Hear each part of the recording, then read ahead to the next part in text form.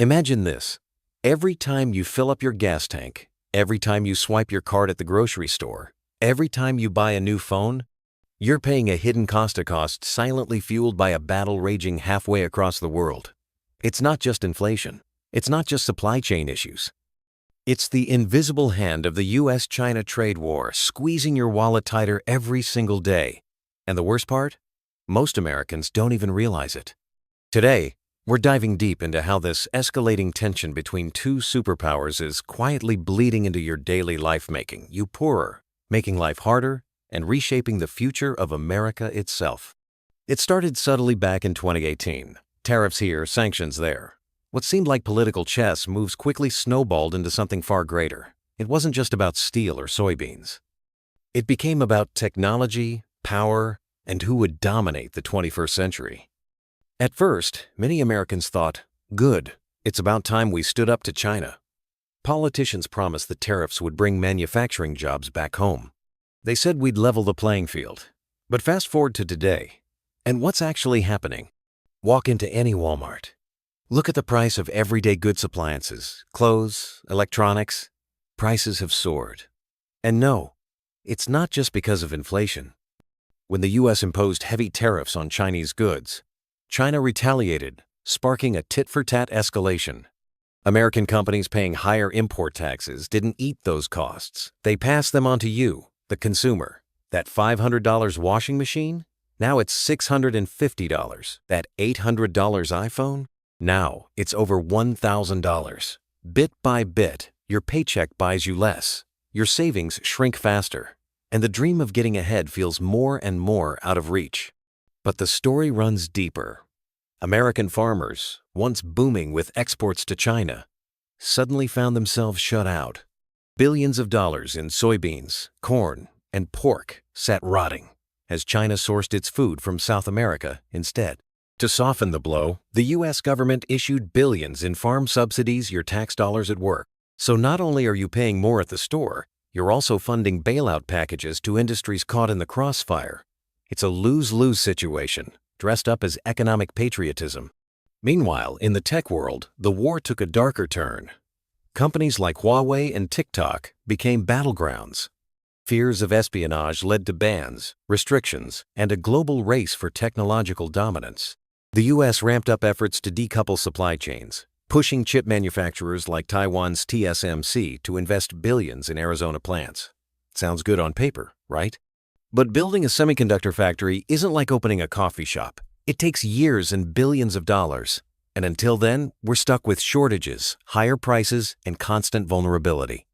And then there's the psychological toll. Fear has seeped into the American consciousness. The narrative of made in China equals bad has fueled anti-Asian sentiment, xenophobia, and deepened divisions within an already fractured society. When you're told day in and day out that another country is the root of all your problems, it's easy to find someone to blame. But what if the real story is more complicated? Because while we're pointing fingers outward, the truth is many of the wounds are self-inflicted. Decades of outsourcing, corporate greed, and short-term policymaking laid the groundwork for our current vulnerability. We grew dependent on cheap Chinese labor to fuel our endless hunger for low-cost goods. Now, trying to reverse that dependency feels like pulling out the foundation of a house while you're still living in it. Consider this. Even with all the tariffs and rhetoric, the US still imports over $500 billion worth of goods from China every year. American businesses still rely on Chinese factories for everything from toys to turbines. Global supply chains are so deeply intertwined that decoupling sounds good in theory, but in practice, it could trigger economic chaos. Mass layoffs, skyrocketing costs, recession. And the irony? While the US and China battle it out, other countries are quietly stepping up. Vietnam, Mexico, India, they're scooping up manufacturing contracts, building new factories, growing their economies. In trying to hurt China, we've accidentally fueled a global reshuffling with America, often left scrambling to keep up.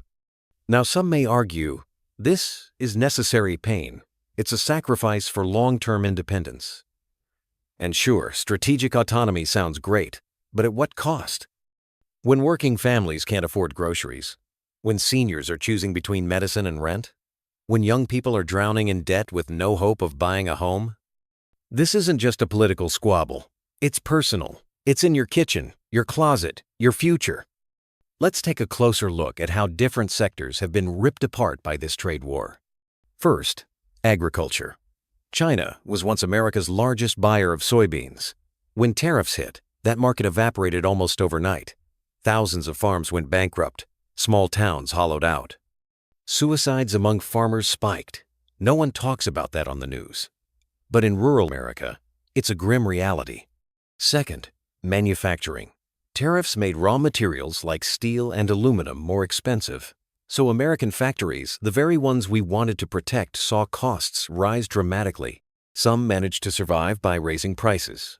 Others simply shut down, unable to compete. Third, retail. Big box stores scrambled to adjust. Some shifted sourcing to Vietnam or India, but at higher costs. Others reduced product quality, cutting corners to maintain margins. Either way, the consumer loses. Fourth, technology. Huawei, once poised to dominate global 5G networks, faced crippling sanctions. Meanwhile, American tech companies lost access to a massive Chinese market. For example, Qualcomm's revenues took a huge hit. Apple's supply chains faced disruption. Nvidia struggled to navigate new export controls.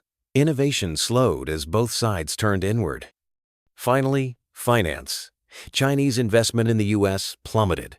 Once vibrant streams of capital dried up, universities saw fewer Chinese students, a major source of tuition revenue. Real estate markets in cities like Los Angeles and New York felt the pinch as wealthy Chinese buyers disappeared. The ripple effects are everywhere. And yet, despite the mounting evidence, there's little public debate about whether this strategy is actually working. Instead, politicians double down. Tough on China has become a bipartisan talking point. Because in a divided America, few things unite voters more than fear of an external threat. But fear is a poor substitute for strategy. What we need isn't endless escalation. We need smart policy. We need investment in American infrastructure, education, and innovation. We need to rebuild resilience through slogans, but through real action. Imagine an America where high-tech factories hum in Detroit, where farmers export premium products globally, where our young people lead the world in AI, biotech, and clean energy. It's possible, but it requires a shift in focus from fighting yesterday's battles to preparing for tomorrow's opportunities. The U.S.-China trade war isn't just a chapter in history books. It's an ongoing reality shaping the lives of millions right now. Every tariff, every sanction, every diplomatic spat all trickles down to you. So the next time you're at the checkout counter, wondering why your bill is so high, remember, it's not just inflation. It's not just corporate greed. It's a global chess match playing out over your wallet. And if we don't start demanding smarter moves, we might all end up as pawns on a board we barely understand. The real question is, are we ready to wake up before it's too late?